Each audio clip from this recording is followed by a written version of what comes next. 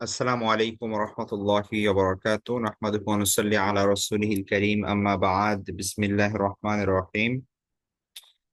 আলহামদুলিল্লাহ, আমাদের আজকের সেশনে আমরা সূরা ইনশিকাক দেখব।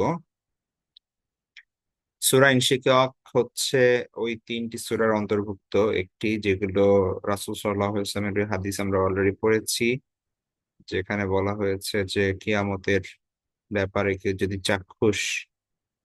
কিয়ামত যদি কেউ চাক্ষুষ প্রত্যক্ষ করতে চায়, সে যেন এই তিনটি সূরা পড়ে: সূরা তাকবীর, সূরা ইনফিতর এবং সূরা ইনশিকাক।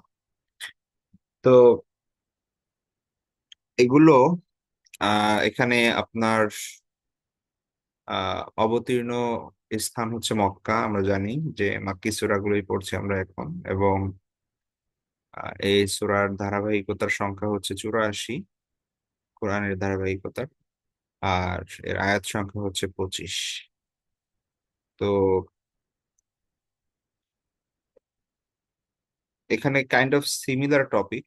আপনারা যদি দেখেন তাহলে প্রত্যেকটা সূরার মধ্যে আমরা যে কটা জিনিস পড়লাম, এমন কোন সূরা এখনো যায় নাই যেখানে আল্লাহ সুবহানাহু ওয়া তাআলা কিয়ামতের কথা, পরকালের কথা, মানুষের কর্মফলের কথা তুলে ধরেন নাই। তো সেই ধারাবাহিকতা চলছে। সূরা ইনশিকাক এর ব্যতিক্রম না। এখানে আল্লাহ সুবহানাহু ওয়া তাআলা মানুষের কর্মফল, কিয়ামতের ভয়াবহতা এবং আল্লাহর নিদর্শন, সেই বিষয়গুলো নিয়ে আল্লাহ সুবহানাহু ওয়া তাআলা এখানে বলছেন। তো আমরা যদি বিষয়বস্তুর দিকে তাকাই, তাহলে প্রথমত 1 থেকে 5 নম্বর আয়াতে দেখবো কিয়ামতের ব্যাপারে আল্লাহ সুবহানাহু ওয়া তাআলা সেই সময় কি হবে সেই বিষয়গুলো তুলে ধরা হয়েছে। তো কিছু বিষয় অলরেডি আলোচিত হয়েছে এবং অন্য সূরার মধ্যে ভিন্ন ভাবে বর্ণনা করা হয়েছে যে বিষয়গুলো, সেই বিষয়গুলোরই রিপিট হবে কিছু এখানে। তারপরে যদি আমরা দেখি মানুষের কর্মফলের হিসাব, সেই দিন যে বিচার করা হবে, আল্লাহ সুবহানাহু ওয়া তাআলা মানুষের আমলনামা দিবেন, সেই ব্যাপারগুলো এখানে আপনার সেই ব্যাপারগুলো এখানে আল্লাহ সুবহানাহু ওয়া তাআলা বর্ণনা করছেন যে যাকে ডান হাতে আমলনামা দেওয়া হবে তার অবস্থা কি হবে, আর আহ, তো সে- যাকে বাম হাতে আমলনামা দেওয়া হবে তো তার অবস্থা কি হবে। সেই দুই শ্রেণীর মানুষের অবস্থা আল্লাহ সুবহানাহু ওয়া তাআলা এখানে তুলে ধরেছেন, এবং সেইখানে স্পষ্টভাবে আছে যে আপনার কিছু সিনারি আল্লাহ সুবহানাহু ওয়া তাআলা বর্ণনা করেছেন যে স- মানুষ, ধরেন একটা জিনিস, আমরা যখন কোনো প্রাইজ পাই, তাই না, যে কখন যখন ধরেন একটা একটা বড় গ্যাদারিং, সেখানে আমাকে প্রাইজ দেওয়া হবে, আমি কোনো কিছু অর্জন করেছি। তো সেই আহ বিশাল বড় কোনো ধরনের অনুষ্ঠান হলে সেখানে আমরা ধরেন যখন ফ্যামিলি মেম্বারদের নিয়ে যাই, সেখানে সবাই আমাদের জন্য আনন্দিত হয়, এবং আমরা অবশেষে যখন সেই প্রাইজটা পাই, প্রাইজটা নিয়ে আমরা যখন ছুটে আসি, ফিরে আসি আমাদের পরিবারের কাছে, তারাও উৎফুল্ল হয়, আমরাও খুশি হই। তো এরকম কাইন্ড অফ সিনারি হবে পরকালে, ঠিক আছে, এবং সেই বিষয়গুলো আল্লাহ সুবহানাহু ওয়া তাআলা তুলে ধরেছেন এখানে। আবার এর বিপরীতে যারা হচ্ছে বাম হাতে আমলনামা পাবে, তাদেরকে পেছন দিক থেকে আমলনামা দেওয়া হবে, পিঠের দিকে দেওয়া হবে। তো সেটা আল্লাহ সুবহানাহু ওয়া তাআলা তুলে ধরেছেন তাদের অবস্থাগুলো কি হবে। এবং এখানে আমরা দেখবো যে 6 থেকে 15 নং আয়াতের মধ্যে মোটামুটি আল্লাহ সুবহানাহু ওয়া তাআলা এই বিষয়গুলো তুলে ধরেছেন। অতঃপর আল্লাহ সুবহানাহু ওয়া তাআলা শপথ করে বলছেন যে কয়েকটা জিনিসের শপথ করছেন সেখানে আল্লাহ সুবহানাহু ওয়া তাআলা। আল্লাহ সুবহানাহু ওয়া তাআলা রাতের অন্ধকারের শপথ করছেন, দিনের আলোর শপথ করছেন, চন্দ্র সূর্যের শপথ করছেন। হ্যাঁ, তো এই বিষয়গুলো বলে আল্লাহ সুবহানাহু ওয়া তাআলা বলছেন যে যে আহ, যে হচ্ছে মানুষের অবস্থা, হ্যাঁ, মানুষের অবস্থা, যে মানুষ আল্লাহ সুবহানাহু ওয়া তাআলা সৃষ্টি করেছে, এত নির্দেশনা, এত নিদর্শন আল্লাহ সুবহানাহু ওয়া তাআলা দিয়েছেন, তারপরেও মানুষ কি করে না, অবাধ্যতার মধ্যে লিপ্ত আছে, আল্লাহর প্রতি নতজানু হয় না, আল্লাহকে সিজদা করে না, আল্লাহর ইবাদতে আহ সময় দেয় না। তো অবশেষে আল্লাহ সুবহানাহু ওয়া তাআলা সতর্কবাণী দিয়ে 21 থেকে 25 নং আয়াতের মধ্যে সূরা শেষ করছেন, এবং সেখানে সুসংবাদ দিয়েছেন যারা হচ্ছে আপনার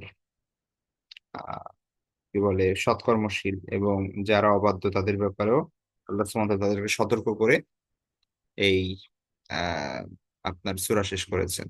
তো এই সূরার মধ্যে আমরা এই কিয়ামতের দিনের অবস্থা বুঝতে পারি, এখান থেকে আমরা আমাদের কর্মফলের যে গুরুত্ব সেটা বুঝতে পারি, যে আমরা যা কিছু করছি সেগুলোর প্রত্যেকটা জিনিসের গুরুত্ব আছে এবং সেগুলো আল্লাহর কাছে হিসাব দিতে হবে। আমরা অনেক কথা হয়তো এখন বলে ফেলি যেগুলো আমরা মনে করি যে কি হয়েছে বললে, কিন্তু আপনার মুখ থেকে যা বের হচ্ছে এর প্রত্যেকটা ওয়ার্ডের জন্য আপনার হিসাব দিতে হবে। তো আমি এমন কথা বলবো না যেটা আল্লাহর কাছে আমার লজ্জিত হতে হবে, অথবা আল্লাহ আমাকে জিজ্ঞেস করলে আমি বলতে পারবো না, অথবা আমি অপরাধী হিসেবে গণ্য হব। ঠিক আছে? তো এই জিনিসগুলো থেকে বিরত থাকবো। এটা শুধু রমাদান কেন্দ্রিক না, সবসময় আমাদের অভ্যস্ততা দরকার, যে মিথ্যা, গীবত, তারপর হচ্ছে অশ্লীলতা, এই ধরনের কোনো কিছু যেন মুখের মধ্যে না আসে।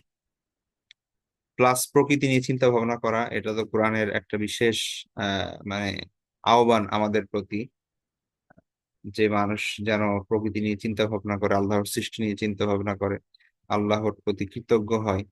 হ্যাঁ? তো এবং অবশেষে কোরআনের মহত্বর কথাও তুলে ধরা হয়েছে এখানে। তো এই বিষয়গুলো থাকছে এই সূরার মধ্যে।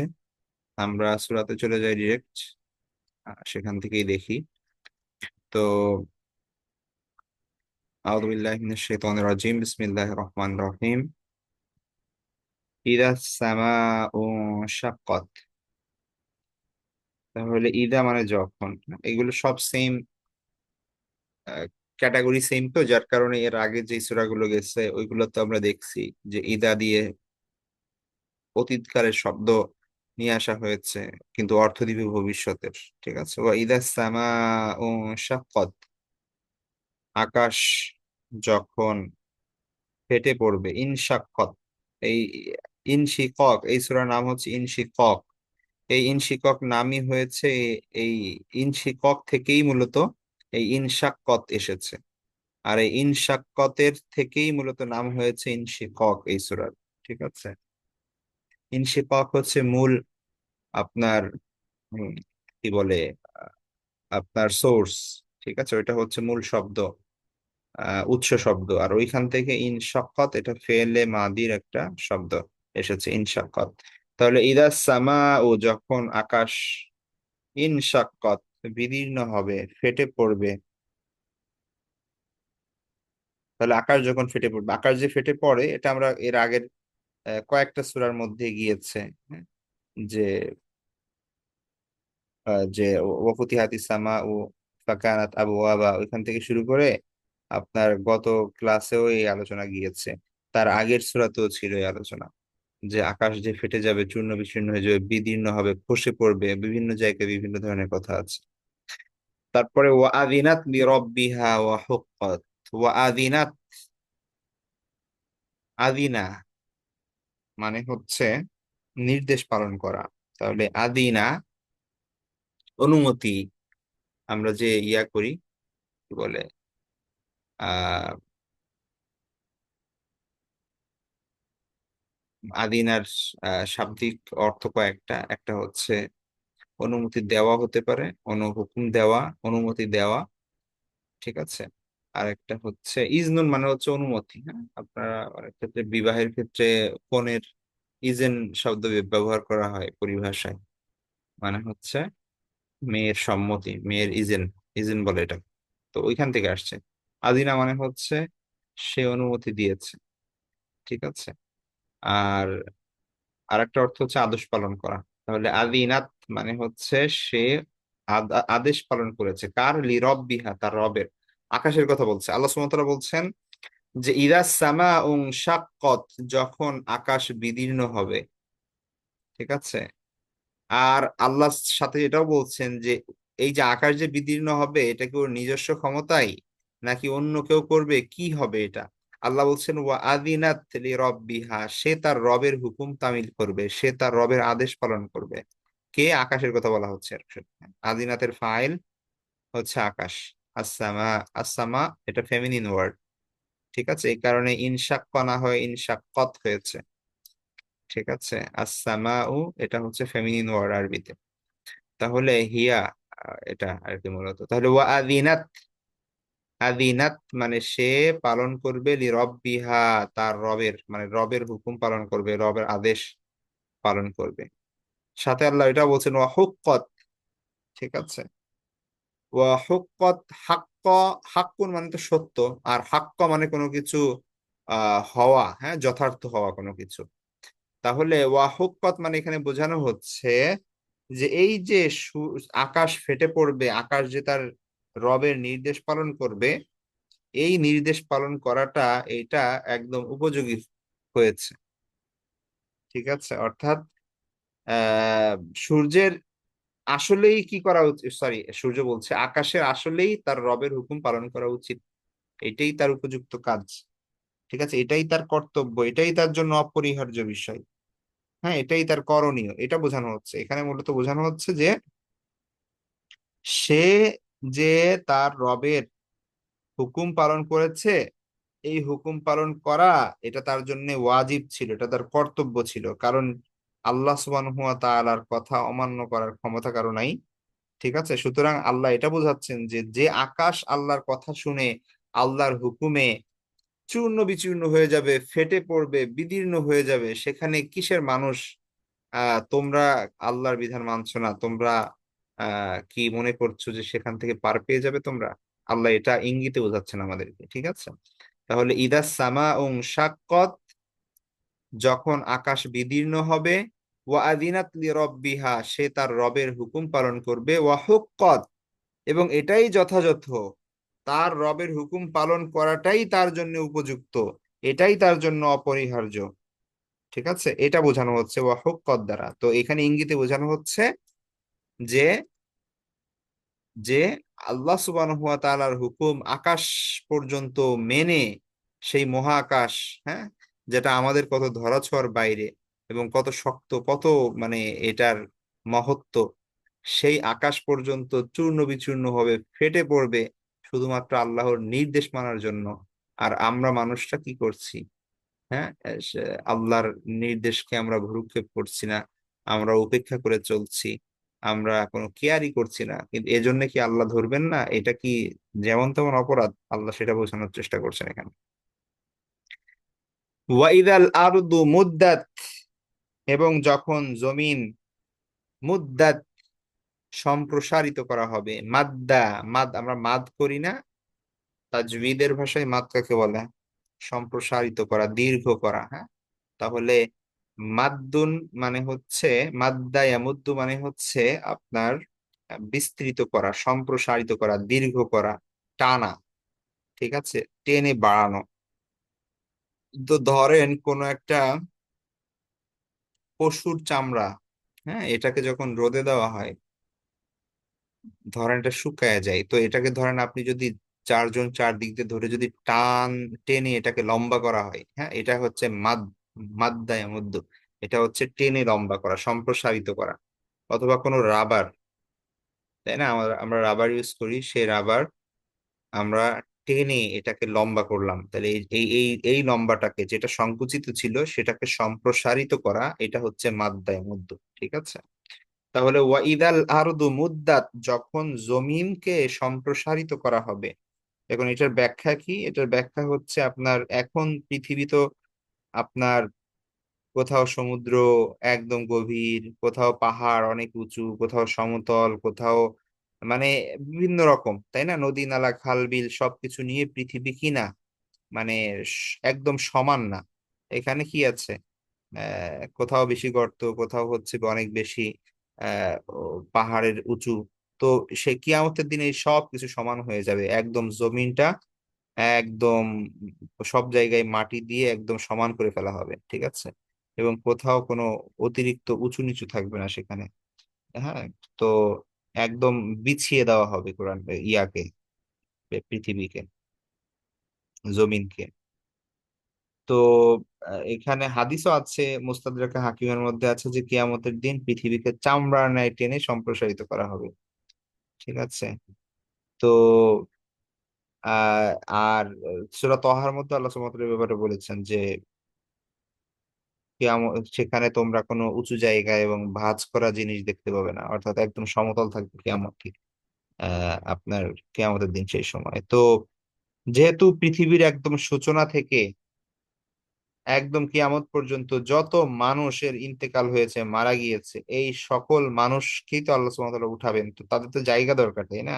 সবাইকে একসঙ্গে, তো এত বিশাল জনগোষ্ঠীকে এক জায়গায় দাঁড় করানোর জন্য আল্লাহ সুবহানাহু ওয়া তাআলা এই যে এখনকার যে সাগর, নদী, জলাশয়, পাহাড়, পর্বত, উপত্যকা, মালভূমি, উঁচু নিচু সব জায়গা যেগুলো আছে এগুলো ভেঙে চুরে ভরাট করে আল্লাহ একদম দুনিয়াকে সমান করে ফেলবেন, বিস্তীর্ণ করে ফেলবেন।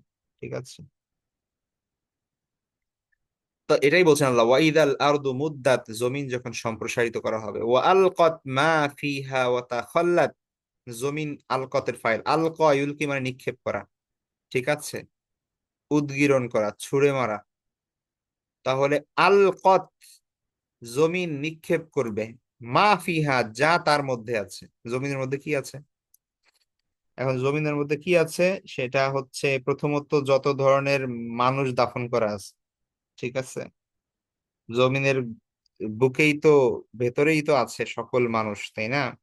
তারা সেই জীবিত হয়ে যে বের হবে, তাদের যে রেজারেকশন হবে, পুনরুত্থান হবে, পুনর্জীবন লাভ করবে তারা, যে এটা তো এই যে জমিন এটাই বলা হচ্ছে, জমিন তাদেরকে কি করবে? উগড়ে দিবে, জমিন তাদেরকে নিক্ষেপ করবে, হ্যাঁ, জমিন তাদেরকে ছুঁড়ে মারবে। তো ওয়া আলকাত মা ফিহা, যা তার মধ্যে আছে। এখন আরো অনেক কিছু আছে, যে জমিনের মধ্যে গুপ্তধন, খনিজ পদার্থ, তারপরে হচ্ছে আপনার কত কিছু না, তেল, গ্যাস, স্বর্ণ টর্ণ, মিনারেল, সব কিছুই তো আপনার ইসের মধ্যে আছে। তো এটাও হতে পারে যে যা কিছু আছে সকল বস্তু জমিন কি করবে? সব বের করে দিবে সেই সময়। তো কিন্তু এখানে আপনার মানে মেইন যেই যে যারা বের হবে সেটা হচ্ছে মূলত মুর্দা, হ্যাঁ, যারা শুয়ে আছে কবরে, হ্যাঁ, তারা তো জমিনের মধ্যে আছে। তাহলে জমিন আলকত, বের করে দিবে, মা ফিহা, যা তার মধ্যে আছে, ওয়া তাখাল্লাত, এবং সে শূন্য হয়ে যাবে, খালি হয়ে যাবে। তাখাল্লাত মানে খালি হওয়া, ঠিক আছে, এবং সে কি হয়ে যাবে? খালি হয়ে যাবে, সে শূন্য হয়ে যাবে। ওয়া আদিনাত লি রাব্বিহা ওয়া হুক্কাত, জমিনও কি করবে? তার রবের আদেশ পালন করবে, ওয়া হুক্কাত, এবং এটাই তার জন্য উপযুক্ত। ইয়া আইয়ুহাল ইনসানু ইন্নাকা কাদিহুন ইলা রাব্বিকা কাদহা ফামুলাকিহ। ইয়া আইয়ুহাল ইনসান, হে মানব সকল।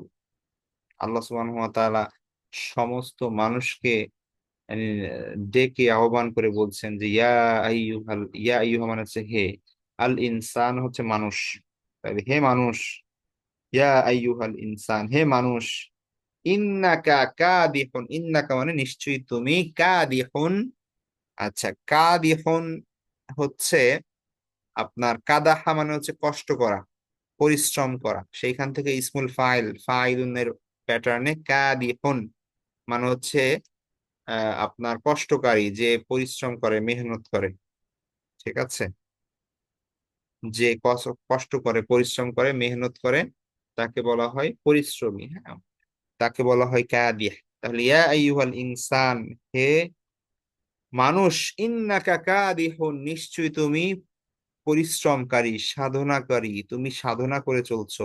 কোথায়? ইলা রব্বিকা, তোমার রবের প্রতি, তোমার রবের দিকে, ঠিক আছে। কাদহান মানে কঠোর সাধনা, কাদাহান হচ্ছে এটাকে বলা হয় মাফউলে মুতলাক, ঠিক আছে। ফামুলাকি, অতঃপর তার সাথে তোমরা কি করবা? সাক্ষাৎ করবা, অতঃপর তোমার সাক্ষাৎ হবে তার সাথে, রবের সাথে, ঠিক আছে। তাহলে ইয়া আইয়ুহাল ইনসানু ইন্নাকা কাদিহুন ইলা রাব্বিকা কাদহান ফামুলাকি, হে মানুষ, তুমি নিজ প্রতিপালকের কাছে, মানে এই যে শেষেরটা আগে অর্থ যদি তুলি আমরা, তাহলে আহ সরি, হ্যাঁ, ইলা রব্বিকা মানে হচ্ছে তোমার রবের পর্যন্ত, পৌঁছানো পর্যন্ত, ইন্নাকা কাদিহুন নিশ্চয়ই তুমি পরিশ্রমকারী। তাহলে রব পর্যন্ত পৌঁছানো পর্যন্ত তুমি কি? পরিশ্রমকারী। অবশেষে তুমি পরিশ্রম করবে, অবশেষে তুমি তার সাক্ষাৎ পাবে, ঠিক আছে। আচ্ছা, এবার ব্যাখ্যা আসি যেটা দ্বারা কি বোঝানো হচ্ছে।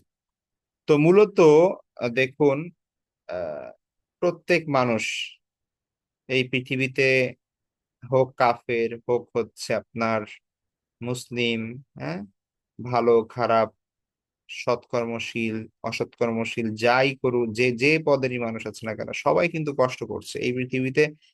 পৃথিবী জায়গাটাই এমন যে এখানে কষ্ট, অধ্যবসায়, চেষ্টা ছাড়া পৃথিবীতে টেকা যায় না। মানুষ চেষ্টা করে, কষ্ট করে, সাধনা করে, সংগ্রাম চালিয়ে তার জীবন যাপন করে এই পৃথিবীতে। ঠিক আছে? তো কেউ যেন এটা মনে না করে যে এই দুনিয়াই তার শেষ, এই দুনিয়াই তার শেষ, দুনিয়ার স্বার্থ লাভ করাই যেন উদ্দেশ্য, এটা যেন কেউ মনে না করে। ঠিক আছে? তার সচেতন ভাবে হোক, অবচেতন মনে হোক, আহ তার কিন্তু রবের দিকে সে এগিয়ে যাচ্ছে। সে কিন্তু টের পাচ্ছে না, মানুষের বয়স হচ্ছে, মানুষের হায়াত কমে আসছে, শেষ জীবনের দিকে পৌঁছাচ্ছে। সে কিন্তু তার রবের দিকেই আগাচ্ছে। আমি আপনি প্রতিনিয়ত একটু একটু করে, হাঁটি হাঁটি পা পা করে আমাদের রবের দিকে আমরা যাচ্ছি, আমরা কিন্তু বুঝতে পারছি না। ঠিক আছে? তো এই যে আমরা আমরা মানুষ এখানে এখন ধরেন যদি এমন করে যে একটা মানুষ সারা জীবন অনেক কষ্ট পরিশ্রম করলো, চেষ্টা করলো দুনিয়াতে অনেক কিছু করার, এবং পরকালের বিশ্বাস রাখলো না, কিন্তু শেষ পর্যন্ত তো সে আল্লাহর কাছেই যাবে, এবং হঠাৎ সে তার মৃত্যু হয়ে গেল এবং তার রবের কাছে উপস্থিত হয়ে সে দেখলো যে হাই হাই হাই, কিছুই নাই তার। ঠিক আছে? কিছুই নাই। তো তখন সে আপনার, তখন কিন্তু আপনার তার জন্য এটা অনেক কষ্টের একটা কারণ হবে। ঠিক আছে? সে যে দুনিয়াতে যে বিশ্বাস লালন করেছে, দুনিয়াতে যাদের ফলো করেছে, দুনিয়াতে যেই সব মানুষের সঙ্গ দিয়েছে, দুনিয়াতে যেই পথের অনুসরণ করেছে, তার সবকিছুই কষ্ট, সবকিছুই তার যে এই সকল বিষয় কিন্তু তার ব্যর্থ হয়ে গেল। ঠিক আছে? তো এখানে আল্লাহ সুবহানাহু ওয়া তাআলা স্মরণ করে দিচ্ছেন যে হে মানব, এখানে কিন্তু আল্লাহ মুমিনদের কথা বলেন নাই। আল ইনসান মানে ব্যাপক অর্থ তুলছে, ব্যাপক শব্দ ইউজ করেছেন আল্লাহ সুবহানাহু ওয়া তাআলা, সকল মানুষ এখানে উদ্দেশ্য। হ্যাঁ? তো ইয়া আইয়ুহাল ইনসান, হে মানুষ, ইন্নাকা কাদিহুন ইলা রাব্বিকা, তুমি তোমার তুমি যে কঠিন পরিশ্রম করে চলছো, এটা কিন্তু মূলত তোমার রবের দিকে তোমাকে নিয়ে যাচ্ছে। হ্যাঁ, কাদিহুন ইলা রব্বিকা, তুমি কিন্তু তোমার রবের নিকট পৌঁছানো পর্যন্ত তুমি কঠোর সাধনা করে চলছো। হ্যাঁ, ফামুলাকি, অতঃপর কিন্তু শেষ পর্যন্ত কিন্তু তার সাথে তোমার সাক্ষাৎ হবে, এটা মনে রেখো। ঠিক আছে? আল্লাহ এটা বলছেন এখানে। এখন সাক্ষাৎ হওয়ার পরে কি হবে? তোমার তো হিসাব নিকাশ হবে, যা করছো এই পৃথিবীতে এই সব কিছুর হিসাব হবে তখন। আল্লাহ বলছেন ফাআম্মা মান উতিয়া কিতাবাহু বিয়ামিনি, ফাআম্মা, অতঃপর, মান উতিয়া, যাকে দেওয়া হবে, কিতাবাহু, তার আমলনামা, বিয়ামিনিহি, তার ডান হাতে। অতঃপর ফাআম্মা মান উতিয়া কিতাবাহু বিয়ামিনি, অতঃপর যার আমলনামা তার ডান হাতে দেওয়া হবে, ফাসাউফা ইউহাসাবু হিসাবান ইয়াসীরা, ফাসাউফা ইউহাসিবু, অতঃপর তার হিসাব শীঘ্রই নেওয়া হবে। কেমন হিসাব নেওয়া হবে তার? হিসাবান ইয়াসীরা, খুবই সহজ হিসাব। যার আমলনামা ডান হাতে দেওয়া হবে তার হিসাব খুব সহজ। ঠিক আছে? তো আল্লাহ যদি বলেন যে তার হিসাব অনেক সহজ, তাহলে তো খুবই সহজ হবে। তো সুতরাং যারা হচ্ছে মুমিন, তাদের আমলনামা যখন পেশ করা হবে, তার তো অবশ্যই ভুল ত্রুটি কিছু সামনে উপস্থিত করা হবে। আল্লাহ সুবহানাহু ওয়া তাআলা নিজের রহমত অনুগ্রহে তাদের সাধারণ ছোট ছোট গুনাহগুলো মাফ করে দিবেন। তাদের বড় বিষয়গুলো যদি ঠিক থাকে, সে যদি অনেক কুফুর শিরিক বিদআত থেকে মুক্ত থাকে, এবং তার যদি আল্লাহ রাসূলের প্রতি ভালোবাসা থাকে, দ্বীনের প্রতি মহব্বত থাকে, হ্যাঁ, তার আচরণ এইগুলো যদি ভালো থাকে, অন্যের হক নষ্ট করে নাই, এবং তারপরে হচ্ছে তার আপনার বড় ধরনের কাবায়ের গুনার, কবিরা গুনার সাথে সে লিপ্ত হয় নাই, তাহলে তার ছোট ছোট যে ভুল ত্রুটি আছে আল্লাহ সেগুলো মাফ করে দিবে, এগুলাকে ধরবেন না। হ্যাঁ, এগুলো সহজ করে দিবেন। ঠিক আছে? কিন্তু যদি এমন হয় যে, হ্যাঁ, যে আমল নামা তার, সে যদি এর বিপরীত, অর্থাৎ সে যদি আপনার তার আমল নামায় যদি খারাপ কাজের পরিমাণ বেশি থাকে এবং অনেক বেশি যদি সে অন্যায় করে থাকে, তাহলে সেটা তার জন্য অনেক কঠিন হবে, এবং তখন প্রত্যেকটা বিষয় চুলচেরা বিশ্লেষণ করা হবে। ঠিক আছে? তখন আর আল্লাহ সুবহানাহু ওয়া তাআলা এগুলো উপেক্ষা করবেন না, তখন হচ্ছে ন্যায্য হিসাব হবে। তো এই ব্যাপারগুলো, আল্লাহ যদি কারো ন্যায্য হিসাব করেন, তাহলে তো তার আর কোনো উপায় নাই যে সে সেখান থেকে রক্ষা পাবে। হ্যাঁ, একটা বিষয় আমি বলে রাখি এখানে, যেহেতু এই টপিক আসছে এবং খুব ইম্পর্টেন্ট একটা বিষয় আমাদের প্রত্যেকের জন্য দরকার, সেটা হচ্ছে দেখেন, আমরা আমাদের লাইফে অনেক সময় ন্যায্য হিসাব চাই। হ্যাঁ, আমরা মনে করি যে আমরা, ধরেন আপনার সাথে কেউ অপরাধ করলো, ঠিক আছে, কেউ আপনাকে কষ্ট দিয়েছে, কেউ আপনার হক নষ্ট করেছে। হ্যাঁ, আপনি কি জানেন যে আপনার জন্য সব থেকে বেটার হচ্ছে ক্ষমা করে দেওয়া? ঠিক আছে, পরকালে আমরা জানি যে কেউ যদি কারো হক নষ্ট করে তাহলে কি করা হবে। ওই হক সেই সময়ে পূরণ করা হবে তার আমল দিয়ে, তাই না? তো আমাদের মধ্যে এক ধরনের ই থাকে, আমাকে এই মানুষটা এত কষ্ট দিচ্ছে, এইভাবে আমাদের বঞ্চিত করছে, এত কিছু করছে। হ্যাঁ, এর এর বিচার কিয়ামতের দিন আমি কি করব? আল্লাহর কাছ থেকে নিব। ঠিক আছে, এটা খুবই স্বাভাবিক, আপনি ন্যায্য দাবি করতেছেন। ঠিক আছে, কিন্তু এই ন্যায্যতা আপনার আরো ক্ষতির কারণ হবে। মানে অ্যাটলিস্ট ক্ষতি কারণ না হলে আপনার জন্য অতটা লাভ হবে না, আপনি ক্ষমা করে দিলে যতটা আপনার লাভ হতো। ঠিক আছে, তো ব্যাপারটা হচ্ছে কি যে ইরহামু মানফিল আরদি ইয়ারহামুহুম মান ফিস সামা। তুমি যদি দুনিয়ায় কারোর প্রতি তুমি দয়া করো, পৃথিবীতে যারা বাস করে তাদের প্রতি যদি তুমি দয়া করো, আল্লাহ তোমার প্রতি দয়া করবেন। ঠিক আছে, এটা হচ্ছে প্রথম বিষয়। আল্লাহ সুবহানাহু ওয়া তাআলা বলছেন যে তোমরা কি, মানে আপনারা সবাই হয়তো জানেন আল্লাহ রাসূল সাল্লাল্লাহু আলাইহি ওয়াসাল্লামের সিরাতের মধ্যে হযরত আয়েশা রাদিয়াল্লাহু তাআলা আনহাকে নিয়ে আহ, খুবই খারাপ এক এক এক ধরনের আপনার কি বলে অপবাদ, মিথ্যা অপবাদ তার নামে দেওয়া হয় রাসূল সাল্লাল্লাহু আলাইহি ওয়াসাল্লামের জীবদ্দশাতেই। এবং মানে আপনি একটু চিন্তা করেন, বাবা হিসেবে আবু বকর রাদিয়াল্লাহু তাআলার অবস্থাটা কেমন ছিল তখন, তাই না? যে মানে তার মেয়ের ব্যাপারে সারা মদিনাতে সবাই বিভিন্ন ধরনের কথাবার্তা বলছে, ছড়িয়ে ছিটিয়ে গেছে সব।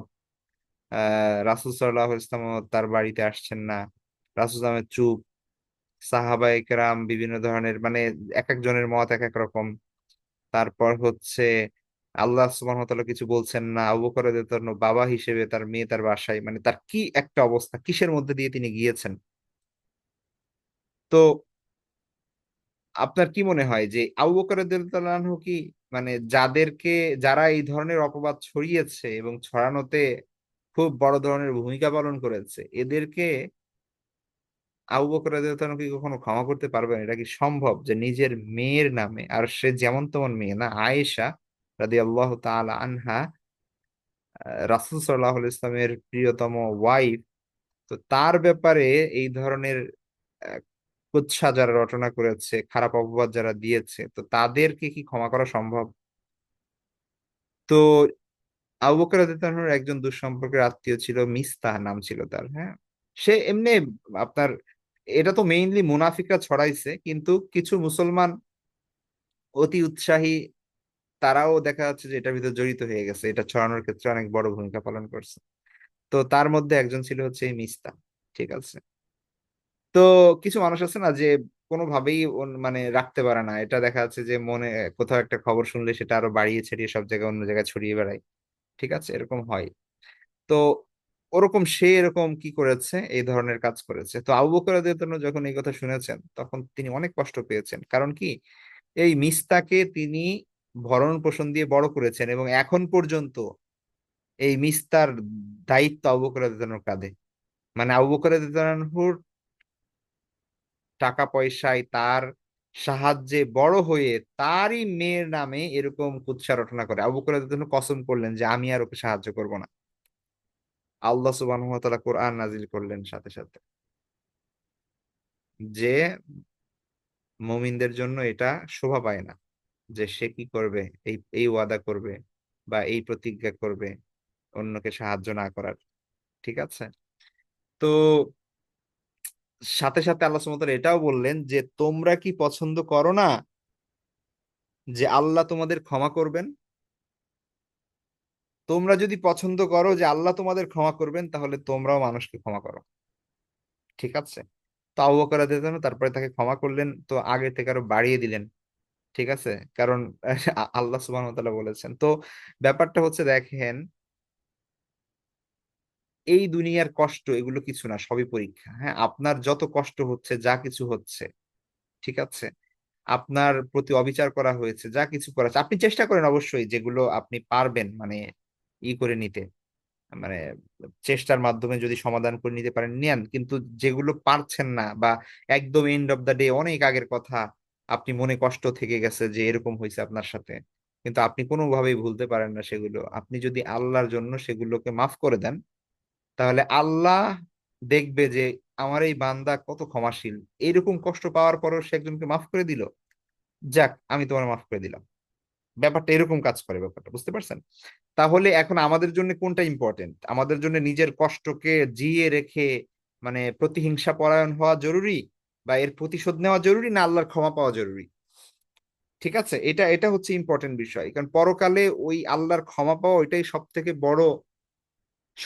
বড় বিষয় হয়ে দাঁড়াবে, এর এর উপরে আর কিছু নাই। ঠিক আছে, তো আমরা হয়তো অনেক সময় অন্যের প্রতি কি মানে আক্রোশ বা হচ্ছে এমনি কষ্ট ব্যথা অন্তরে জমে থাকে, ক্ষমা করতে পারি না অন্যকে, ঠিক আছে। তো এটা ক্ষমা না করতে পারা এটা আপনার অধিকার, আপনি চাইলে কি করতে পারেন, বিচার দিতে পারেন আল্লাহর আদালতে।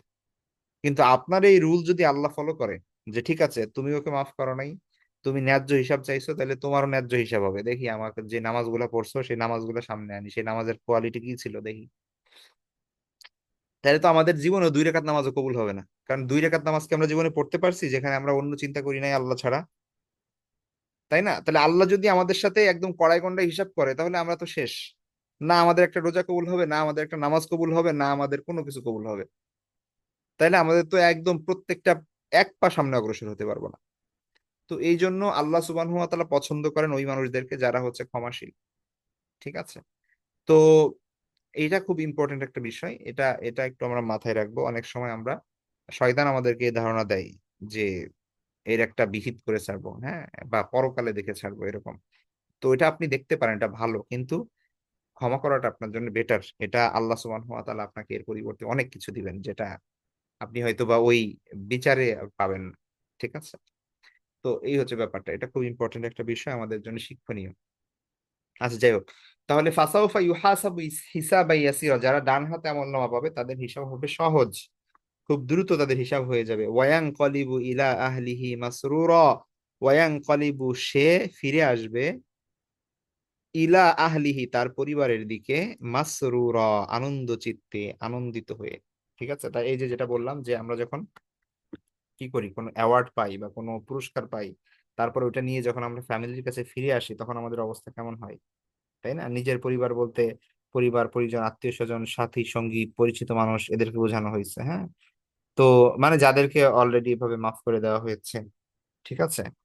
তো তো তারাও খুশি হবে এবং সেও খুশি হবে, হ্যাঁ, জান্নাতে তার তো তারা তাদের চেহারায়, এটা তো আমরা ওই সূরা হিসেবে আবাসার মধ্যে পড়েছি, হ্যাঁ, ওজুহু ইয়াউমাইযিন মুসফিরাহ দাহিকাতুন মুস্তাবশিরা, হ্যাঁ, আনন্দ আনন্দ ফুটে উঠবে তাদের চেহারায়, হাস্যোজ্জ্বল চেহারা হবে তাদের।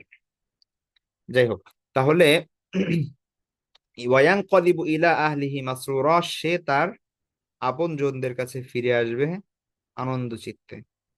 ওয়া আম্মা মান উতিয়া কিতাবাহু ওয়ারাআ যাহরি, আর যে ব্যক্তিকে তার আমলনামা দেওয়া হবে, ও আম্মা মান, এবং যে ব্যক্তিকে উতিয়া কিতাবাহু তার আমলনামা দেওয়া হবে, ওয়ারাআ যাহরি তার পিঠের দিক থেকে, পেছন দিক থেকে, হ্যাঁ, জহর মানে হচ্ছে পিঠ, ঠিক আছে, জহর মানে পিঠ। তাহলে যাকে আমলনামা দেওয়া হবে বাম হাতে এবং পেছন দিক থেকে, তার সে হচ্ছে মূলত তার আমলনামার অবস্থা খারাপ।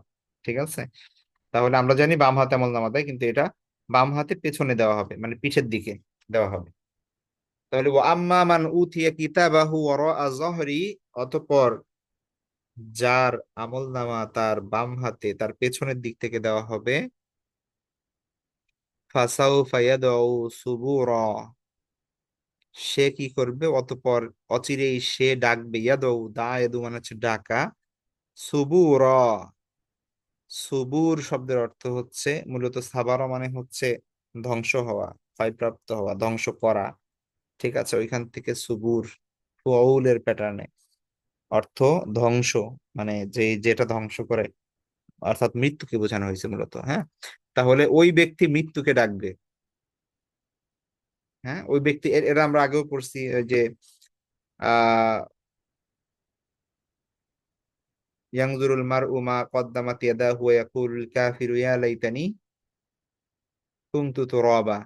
হায় আমি যদি মাটি হয়ে যেতাম, আমলনামা দেখে তখন তারা বলবে, কেউ বলবে হায় আমি যদি মরে যেতাম, কেউ বলবে হায় আমি যদি মাটিতে মিশে যেতাম, কেউ বলতাম যে হেই আমার যদি জন্মই না হতো, কেউ যদি কেউ বলবে হায় আমি যদি ফিরে যেতে পারতাম দুনিয়াতে। এরকম বিভিন্ন জায়গায় আল্লাহ সুবহানাহু ওয়া তাআলা বিভিন্ন অবস্থা তুলে ধরেছেন যে কিয়ামতের ময়দানে সেই সময় মানুষের অবস্থা কি হবে।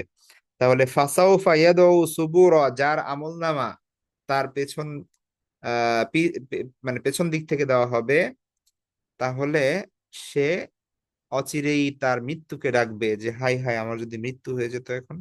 ওয়াসলা সাইরা, অতঃপর সে আগুনে প্রবেশ করবে। ইন্নাহু কানা ফি আহলিহি মাসরুরা, দুনিয়ার কথা বলছে যে সে তো এই দুনিয়ায় খুব আনন্দে ছিল তার ফ্যামিলি নিয়ে। ইন্নাহু কানা, সে ছিল ফি আহলিহি, তার পরিবারের সাথে মাসরুরা, আনন্দিত। ইন্নাহু যন্না আল্লান ইয়াহুর, সে ধারণা করেছিল যে লাইয়াহু, সে কখনো ফিরবে না। হ্যাঁ, তার কখনো ফেরত আসতে হবে না। সে সে মনে করছে যে আল্লাহর কাছে সে ফিরবে না। ঠিক আছে তো। আহ, তো সে কি সে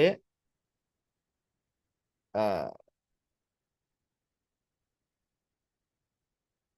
তো সে এই দুনিয়াতে তার পরিবার পরিজনের মধ্যে আখিরাতের প্রতি উদাসীন হয়ে এই দুনিয়াতে আনন্দ উল্লাসে দিন যাপন করত, এবং তার রবের কাছে যে ফিরে যেতে হবে এই ব্যাপারে সে বিশ্বাসী ছিল না।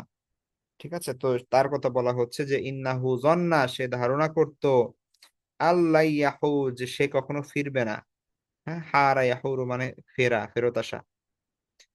বালা ইন্না রব্বাকা কানা বিহি বাসীরা, আল্লাহ বলছেন হ্যাঁ অবশ্যই, অবশ্যই ফিরে আসতে হবে। ইন্না রব্বাহু, নিশ্চয়ই তার রব, কানা বিহি বাসীরা, তাকে প্রত্যক্ষ করছিল, তাকে দেখছিল। হ্যাঁ, বাসীর মানে হচ্ছে দৃষ্টিবান। তাহলে ইন্না ইন্না রব্বাহু, নিশ্চয়ই তার রব, কানা বাসীরন মানে দৃষ্টিবান ছিলেন, বিহি তার প্রতি, তার উপর, তার ব্যাপারে। তাহলে নিশ্চয়ই আল্লাহ সুবহানাহু ওয়া তাআলা, অর্থাৎ তার রব তার প্রতি দৃষ্টিবান ছিলেন, অর্থাৎ তার রব তাকে দেখছিলেন, তার রবের আহ নিয়ন্ত্রণ এসেছিলেন, নিয়ন্ত্রণে বলতে তার রবের ইসের ভিতর ছিলেন, অবজারভেশন এসেছিল। ঠিক আছে। আল্লাহ তারপরে বলছেন ফালা উকসিমু বিশাফাক, ফালা অতএব না, সাবধান, উকসিমু বিশাফাক, আমি শপথ করছি সন্ধ্যার লালিমা। শাফাক, শাফাক বলা হয় সূর্য ডোবার পরে আকাশে যে লাল, আপনার কি বলে, লালিমা যে দেখা যায়। হ্যাঁ, সূর্য ডুবে গেলেই কিন্তু একদম অন্ধকার হয়ে যায় না, সূর্য ডোবার পরে শাফাক বাকি থাকে। শাফাক যতক্ষণ থাকে ততক্ষণ মাগরিবের রক্ত থাকে, শাফাক চলে গেলে কিন্তু মাগরিব শেষ হয়ে যায়। হ্যাঁ, তখন এশা রক্ত শুরু হয়ে যায়, একদম কালো হয়ে গেলে এশা রক্ত শুরু হয়ে যায়। ঠিক আছে। তো শাফাক দুই ধরনের হয়, একটা হচ্ছে লাল শাফাক আর একটা হচ্ছে সাদা সাদা শাফাক। ঠিক আছে। শাফাক মানে হচ্ছে সূর্য ডুবে গেলে তারপরে যে আকাশে লাল একটা আভা থাকে আকাশে, লালিমা, হ্যাঁ, রক্তিম একটা আভা থাকে, সেটাকে বলা হয় শাফাক। তাহলে ওইটা লালটা ডুবে যাওয়ার পরে একটা সাদা সাদা ভাব থাকে, তারপরেও একটা, ওই সাদাটা ডুবে যাওয়ার পরে এশা রক্ত শুরু হয়ে যায়।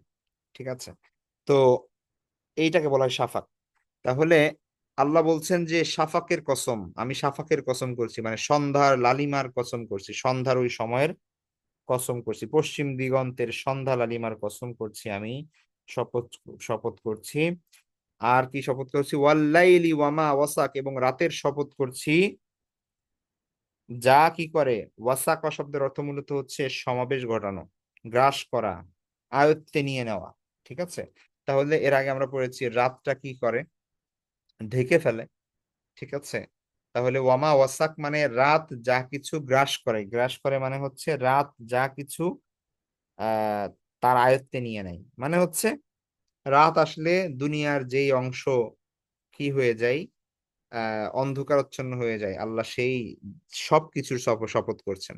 তাহলে রাতের শপথ, এবং রাত যা কিছু পরিবেষ্টন করে নাই, রাত যা কিছু গ্রাস করে নাই, এই সব কিছুর শপথ করছেন আল্লাহ সুবহানাহু ওয়া তাআলা।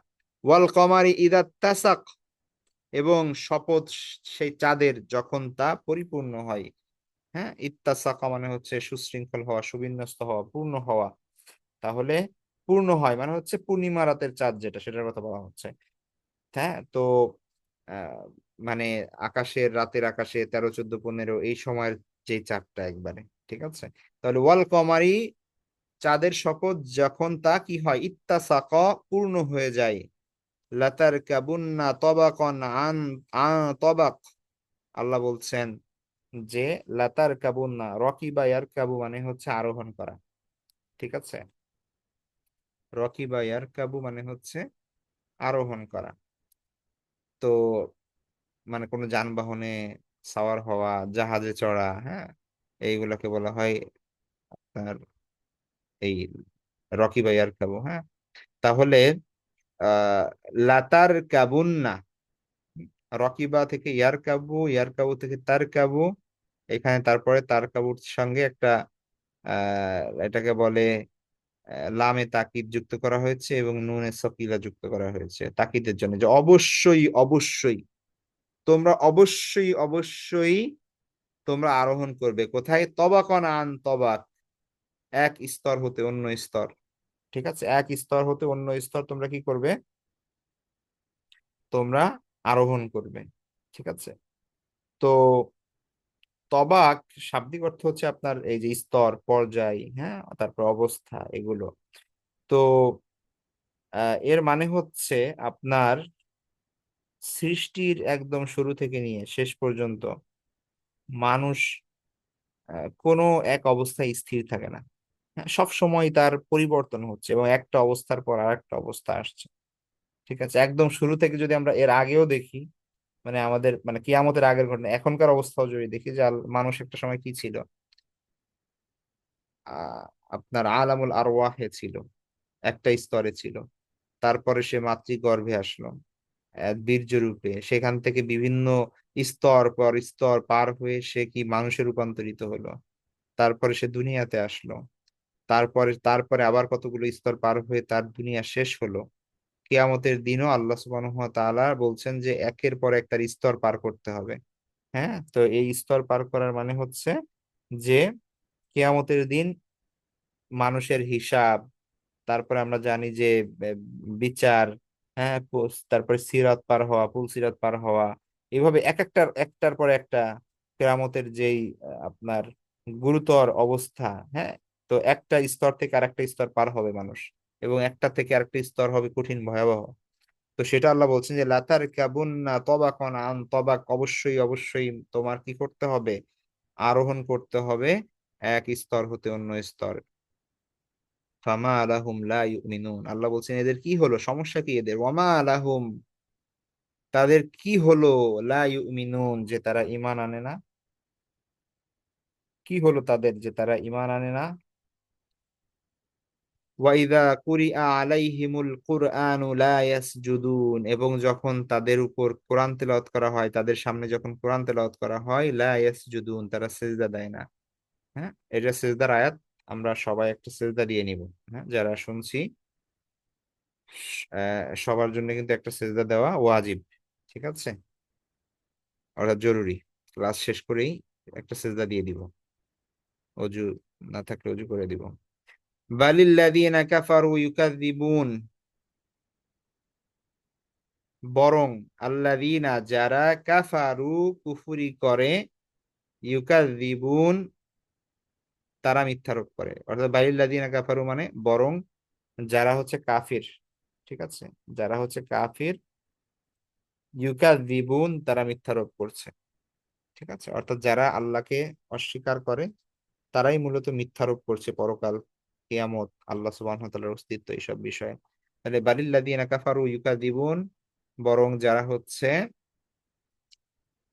অবিশ্বাসী, কাফের, তারাই ইউকাযযিবুন মিথ্যারোপ করে। ওয়াল্লাহু আ'লামু বিমা ইউউন, আর আল্লাহ সুবহানাহু ওয়া তাআলা অধিক অবগত, ভালো জানেন কি বিষয়ে, বিমা ইউউন তারা যা পোষণ করছে। হ্যাঁ, তারা যা কিছু জমা করছে, তারা মনে মনে যা ভাবছে, তারা যে ধারণা পোষণ করছে, এই সব বিষয়ে আল্লাহ সুবহানাহু ওয়া তাআলা ভালো অবগত, ভালো জানেন। ফাবাশশিরহুম বিআযাবিন আলীম, সুতরাং তাদেরকে সুসংবাদ দাও কঠিন আযাবের। মানে মানে তাদেরকে কটাক্ষ করা হচ্ছে আর কি, হ্যাঁ, যে তাদের জন্য সুসংবাদ দাও। আমরা বলি না যে কেউ ধরেন স্কুলে স্যার কোনো হোমওয়ার্ক দিছে না, মানে এটা যদি কেউ না করে আসে তাহলে খুব পিটাবে, তো একজন করে আসে নাই তো তার ফ্রেন্ডরা তো তার সাথে দুষ্টুমি করে যে আজকে স্যার তোরে মজা দিবে, তাই না? সেই মজা তো আসলে কি মজা এটা সবাই জানে, তো এরকম আর কি। ফাবাশশির হুম, তবে শিরের শাব্দিক অর্থ হচ্ছে আনন্দিত, মানে মানে সুসংবাদ দেওয়া, ভালো সংবাদ দেওয়া। ঠিক আছে, তাবশির। তাহলে ফাবাশশির হুম, আল্লাহ বলছেন যে তাদেরকে, অতএব তাদেরকে তুমি সুসংবাদ দাও বিআযাবিন আলীম, কঠিন শাস্তির, পীড়াদায়ক শাস্তি, কষ্টদায়ক শাস্তির, যন্ত্রণাদায়ক শাস্তির সুসংবাদ দাও। ইল্লাল্লাযীনা আমানু ওয়া আমিলুস সলিহাতি লাহুম আজরুন গায়রু মামনুন, তবে এই শাস্তির আওতাভুক্ত হবে না, এই শাস্তির বাহিরে থাকবে কারা? আল্লাযীনা আমানু, যারা ঈমান এনেছে, ওয়া আমিলুস সলিহাত, সৎকর্ম সম্পাদন করেছে, লাহুম আজরুন, তাদের জন্য থাকবে পুরস্কার, গায়রু মামনুন, যেই পুরস্কার হচ্ছে কি হবে না, মানে অশেষ হবে, কোনো শেষ হবে না যে এই পুরস্কার। ঠিক আছে, তো যারা ঈমান এনেছে সৎকর্ম করেছে তারা পেতে থাকবে মানে নিরবিচ্ছিন্ন পুরস্কার, মানে এই পুরস্কারের কোনো নাই, শেষ নাই। ঠিক আছে, একটার পর একটা সে পুরস্কার পেতেই থাকবে। সুবহানাল্লাহ। তো যাই হোক, এটা হচ্ছে শেষ আয়াত, এই সূরার 25টা আয়াত ছিল। তো খুব গুরুত্বপূর্ণ মেসেজ আল্লাহ সুবহানাহু ওয়া তাআলা দিয়েছে আমাদের জন্য এই সূরার মধ্যে। আল্লাহ সুবহানাহু ওয়া তাআলা আমাদেরকে সেগুলো বুঝে সেগুলোর উপর আহ সেই বিশ্বাস ধারণ করা, সেগুলোর উপর আমল করা, এবং এই অনুযায়ী আমাদের জীবন সাজানোর তৌফিক দান করুন। কালকে ইনশাল্লাহ আমরা বুরুজ পড়বো। তো ইনশাল্লাহ আজকে এ পর্যন্তই থাকবে। সে পর্যন্ত সবাই ভালো থাকবেন, দোয়া করবেন। আল্লাহ হাফেজ, আসসালামু আলাইকুম রহমতুল্লাহ বারকাতুহু।